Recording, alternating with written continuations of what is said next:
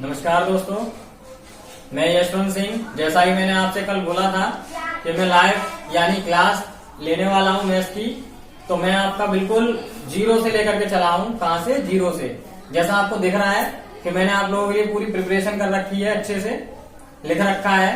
तो मैं आपको अब बताने जा रहा हूं, समझिएगा और देखिएगा, और जो भी आपको अच्छा लगे तो, और अगर नहीं लगे तो जैसा भी आप लोग हमें बता करके चलिएगा और हमसे जुड़े रहिएगा। देखिए, चैप्टर का नाम है आपका संख्या पद्धति। क्या नाम है? संख्या पद्धति। जिसे हम इंग्लिश में कहते हैं नंबर सिस्टम। क्या कहते हैं? Number system.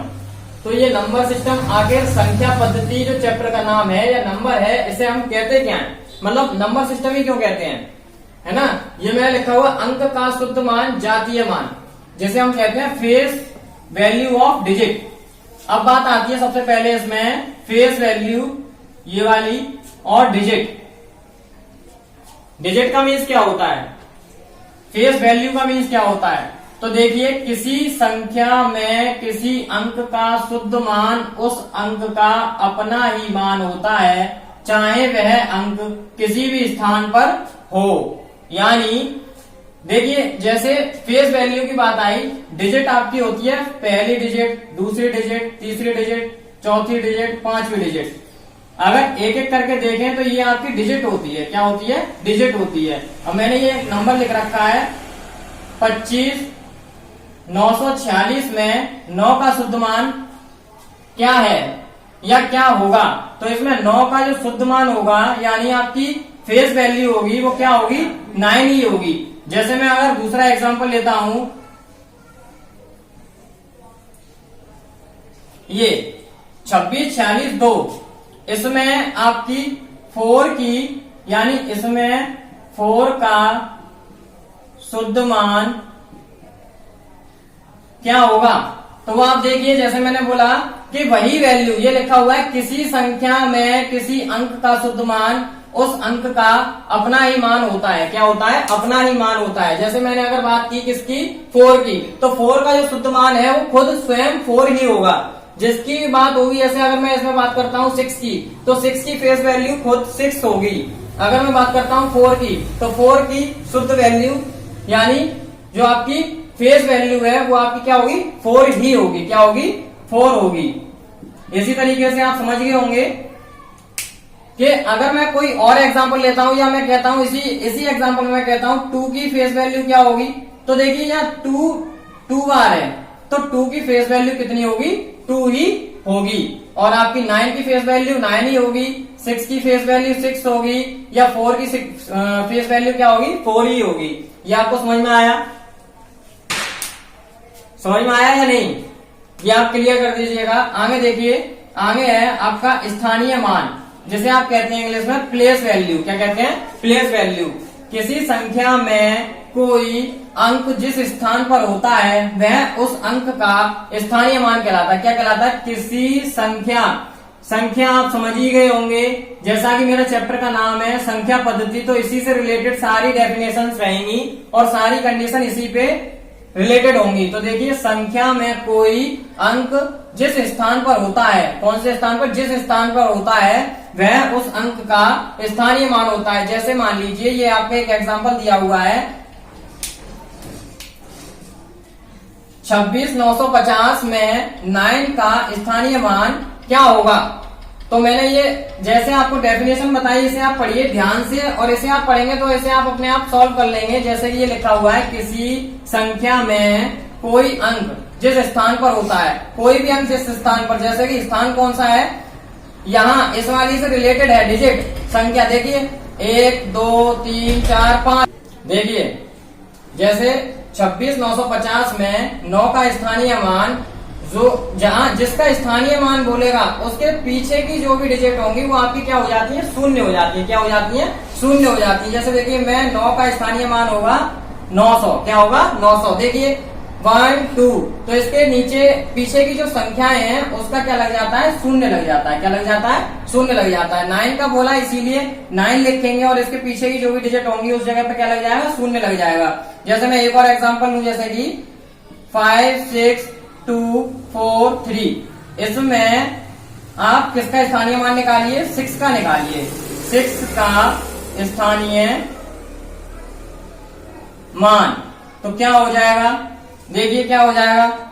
मैंने अभी अभी आपको बोला जिसका स्थानीय मान निकालते हैं वो तो एज इट इज आ जाती है ना, और बाकी की जो भी संख्या होती है वो क्या चली जाती है, शून्य में चली जाती है। जैसे मान लीजिए 3 है, 1 2 3, तो 3 यहाँ शून्य लग जाएंगे। क्लियर है। इस तरीके से आप किसी भी संख्या का स्थानीय मान यानी प्लेस वैल्यू आप निकाल सकते हैं। ठीक, आगे देखिए, आगे आता है संख्या, यानी मेरे चैप्टर का नाम था संख्या पद्धति। तो संख्या के बारे में मैं बताने जा रहा हूं, तो ध्यान से देखिए। इसे इंग्लिश में कहते हैं नंबर। क्या कहते हैं, नंबर। तो देखिए संख्या एक अवधारणा है जिसे आधार पर हम प्रकृति में किसी भी वस्तु की गणना का या तुलना करते हैं। क्या लिखा हुआ है, संख्या एक अवधारणा है जिसके आधार पर हम प्रकृति में किसी भी वस्तु की या तुलना करते हैं, यानी गणना करते हैं या तुलना करते हैं। तो गणना का मीन समझते हो क्या होता है। जैसे मान लीजिए एक ये प्रकृति के अंतर्गत एक ये ट्री है, ये एक ट्री है, एक ये ट्री है, एक ये ट्री है, यानी पेड़ है ये 3। तो इनकी गणना कैसे होगी, संख्या के आधार पर होगी। ये हो गया 1, ये हो गया 2, ये हो गया 3। तो ये क्या होता है, इसे हम क्या कहते हैं, संख्या कहते हैं, यानी नंबर कहते हैं। क्या कहते हैं, नंबर कहते हैं। संख्याओं को निरूपित के लिए कुल 10 संकेत हैं। मतलब पहले जो संख्या थी उनको निरूपित करने के लिए कितने संकेत हैं, 10 संकेत हैं आपके। कौन से हैं, 1 2 3 4 5 6 7 8। ये क्या कहलाती है, संख्या कहलाती है। क्या कहलाती है, संख्या कहलाती है। आगे देखिए, अर्थात विभिन्न अंकों को इकाई, दहाई, सैकड़ा, हजार। मीन्स पहले आप बचपन से ही पढ़ते आ रहे हैं। जैसे मैंने ये लिखा 5 6 2 4 3, तो इसमें इकाई का अंक ये होता है, इकाई, दहाई, सैकड़ा और हजार। जैसा यहाँ लिखा हुआ है, इकाई, दहाई, सैकड़ा, हजार, 10,000। इसके बाद आता है 10,000। क्या आता है, 10,000। तो ये इकाई का अंक, ये दहाई का अंक है। फर्स्ट वाला इकाई का, सेकंड वाला दहाई का, थर्ड वाला आपका सैकड़ा का, और ये हजार का, और ये 10,000 का। तो यह लिखा हुआ है कि अर्थात विभिन्न अंकों को इकाई, दहाई, सैकड़ा, हजार में भी लिख सकते हैं। ऐसे भी हम इसे लिख सकते हैं। संख्याओं से ही मिलकर के ये बना हुआ है ना, अलग अलग संख्याओं से मिलकर के बना हुआ है। तो ये इकाई, दहाई, सैकड़ा के रूप में भी इसे हम लिख सकते हैं। आगे देखिए, संख्या लेखन यानी नेशन। ये क्या लिखा हुआ है, नोटेशन, सॉरी नोटेशन। देखिए, शब्दों में लिखी या बोली हुई किसी संख्या को अंकों में प्रकट करने की क्रिया को क्या कहते हैं, लेखन कहते हैं। जैसे 512 है ना, जैसे मैंने ये आपको एक एग्जांपल दिया, इसमें मैंने संख्या को लिखा हुआ है। तो इस संख्या को लिखने का जो लेखन होता है उसे क्या कहते हैं हम लोग, संख्या लेखन कहते हैं। क्या कहते हैं, संख्या लेखन। जैसे मैंने ये संख्या लिखी हुई है, यानी पूरा नंबर लिखा हुआ है, तो इसे हम क्या कहते हैं, संख्या लेखन कहते हैं। आगे देखिए, संख्या लेखन तथा गठन की मुख्य 3 पद्धतियां होती हैं। कितनी होती हैं, 3 पद्धतियां होती हैं। कौन कौन सी, पहली है भारतीय पद्धति, इसे आप इंडियन पद्धति भी कह सकते हैं, अपनी भारत की। दूसरी है अंग्रेजी पद्धति, और तीसरी है आपकी रोमन पद्धति। सबसे ज्यादा आपको पढ़ाई जाती है भारतीय पद्धति। कौन सी पढ़ाई जाती है, भारतीय पद्धति। और ये बाकी की जो पद्धति है दोनों, ये आपको आगे कभी भी, जैसे आपका आपने देखा होगा कभी आपकी क्लास वाइज जो होता है, जैसे फर्स्ट क्लास, सेकंड क्लास, तो ये आपकी रोमन अंक में चला जाता है। किसमें चला जाता है, रोमन अंक में चला जाता है, यानी रोमन पद्धति में चला जाता है। भारतीय पद्धति के अंतर्गत देखिए आपकी प्राकृतिक संख्या आती है। क्या आती है, प्राकृतिक संख्या। देखिए ऐसे क्या कहते हैं, नेचुरल नंबर कहते हैं। मैं पहले तो आपको बता दूं प्राकृतिक संख्या होती क्या है, बात आ रही है प्रकृति की। तो इससे आप समझ रहे हैं प्रकृति क्या है, यानी अगर मैं इस पे छोटी की मात्रा यहाँ से लगा दूं तो ये क्या बन जाती है, प्रकृति। तो प्रकृति के अंतर्गत जैसे भी आपके, जैसे मान लीजिए प्रकृति के अंतर्गत क्या क्या आता है, पेड़ आते हैं, पौधे आते हैं, पशु आते हैं, पक्षी आते हैं, है ना, बहुत सारी चीजें आती है। तो वो सारी जो भी है वो नेचुरल नंबर, उनको अगर गिनने का टर्म लगाए, जैसे मान लीजिए आप अगर घर पे लेटे हुए हैं, कहाँ पर, छत पर लेटे हुए हैं, आप छत पर लेटे हुए हैं, ऊपर देख रहे हैं कि ऊपर आपके तोते जो होते हैं, यानी चिड़िया यानी बर्ड आपके उड़ रहे हैं। तो उनको आप देखोगे तो आपको अनेक दिखाई देंगे। तो उन्हें अगर आप गिनना शुरू करोगे वो प्रकृति के द्वारा आप उनको देखोगे कि अरे ये तो बहुत सारे हैं।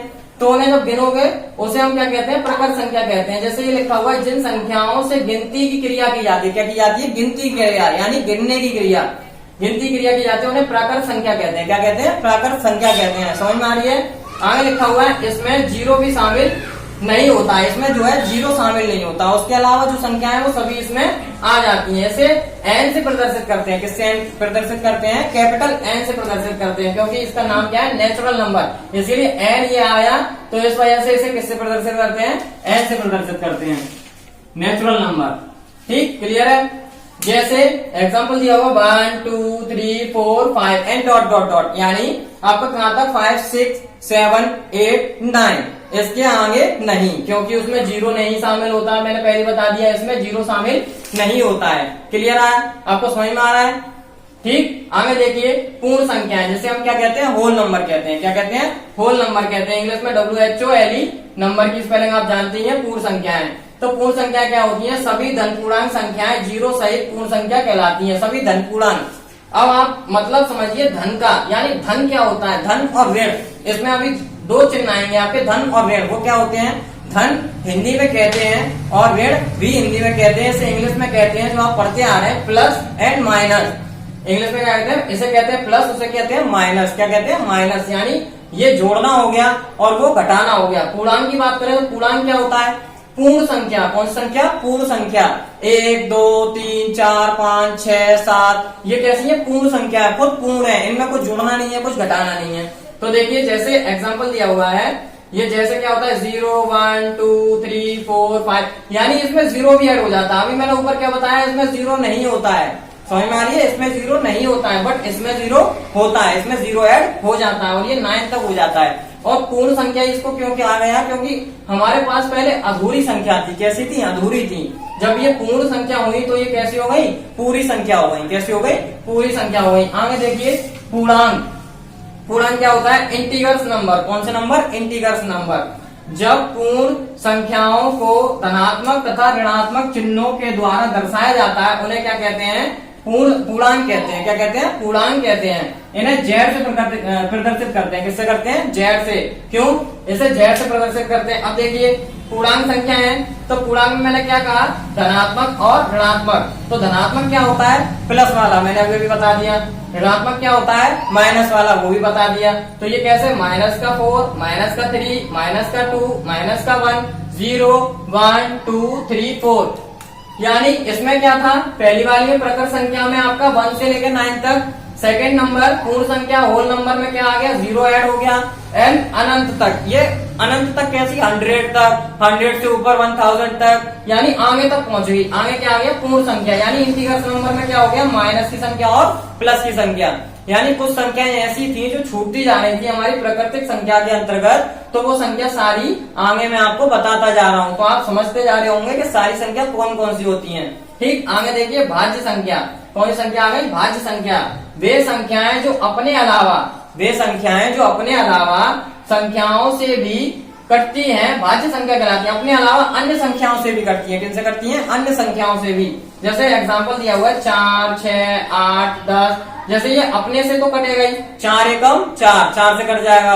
यानी कटने का मीन्स क्या होता है? भाग लगाना। क्या होता है? भाग लगाना। यदि इसे मैं 2 से काटूं तो 2 से भी कट जाएगा। देखिए 2 दूनी 4, 2 के पहाड़े में 2 कितनी बार, 4 कितनी बार आता है? 2 बार आता है। तो ये 2 के पहाड़े से भी कट जाएगा। अनंत तक आपका जा रहा है 10 12 14, ये 12 2 दूनी 4 और ये आता है आपका 4 के पहाड़े में, यानी 4 एकम 4, है ना? भाग लगाना होता है, इसे भाग लगाना कहते हैं। वो आपको सिखा देंगे आगे, अगर आपको नहीं आता तो सिखा देंगे, आता है तो बहुत अच्छी बात है। और उसके बाद में क्या लिखा हुआ है? 6, तो 6 2 के पहाड़े में भी आता है, 2 तिया 6, और 6 के खुद पहाड़े में भी आता है, 6 एकम 6। क्लियर है?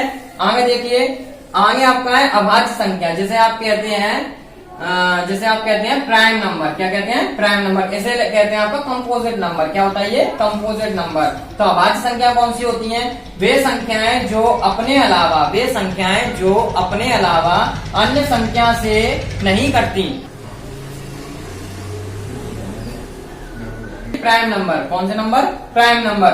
वे संख्या जो अपने अलावा अन्य संख्या से नहीं कटती, वह क्या कहलाती है? अभाज्य संख्या कहलाती है। कौन सी संख्या कहलाती है? अभाज्य संख्या। स्टूडेंट, मैं आपसे फिर कह रहा हूं, यदि आपको मेरा एक भी टॉपिक क्लियर नहीं होता है तो मैंने आपको नंबर बता रखा है, उस नंबर पे आप मैसेज कर सकते हैं, अपनी क्वेरी पूछ सकते हैं। तो देखिए क्या लिखा हुआ है, तो जो आपने पढ़ा वे संख्याएं जो अपने अलावा अन्य संख्या से नहीं कटती, है ना, अपने अलावा अन्य संख्या से नहीं कटती। ऊपर वाले में क्या था, अपने अलावा अन्य संख्या से कट रही थी, बट ये अपने अलावा अन्य संख्या से नहीं कटती, वो क्या कहलाती है आपकी अभाज्य संख्या कहलाती है। देखिए मैंने एग्जाम्पल में लिख रखा है 2, 3, 5, 7, 11, 13, 17, 19, यानी 1 से यानी 2 से लेकर के आपकी 50 तक की जो संख्या है वो मैंने यहाँ लिखी रखी है। ये देखिए आप 2 से काटिए, 2 एकम 2, इसके अलावा किसी से कटता है, नहीं कटता। 3 एकम 3, इसके अलावा किसी से कटता है, नहीं कटता। 5 एकम 5, इसके अलावा किसी पहाड़े में आता है 5, नहीं आता। 7 एकम 7, इसके अलावा किसी पहाड़े में आता है, नहीं आता। यानी ये किसी संख्या से नहीं कटेगा, स्वयं अपनी संख्या से ही कटेगा, वो आपका क्या कहलाएगा, प्राइम नंबर कहलाएगा। और देखिए 53 से लेके आपकी लिखी हुई है 97 तक, यानी 100 के बीच की, क्या 53 से यानी 50 से लेकर के 100 के बीच की क्या है, 59, 61, 71, 73, 79, 83, 89, ये सारी संख्याएं भी अपने ही पहाड़े से, अपने ही टेबल से कटेंगी, उसके अलावा किसी भी टेबल से नहीं कटेंगी। क्लियर है। अब मैं अपनी इस कक्षा को यही विराम देता हूं, आगे मैं इससे और रिलेटेड और भी आगे की जितनी भी आपकी टॉपिक्स हैं उन्हें मैं क्लियर करूंगा।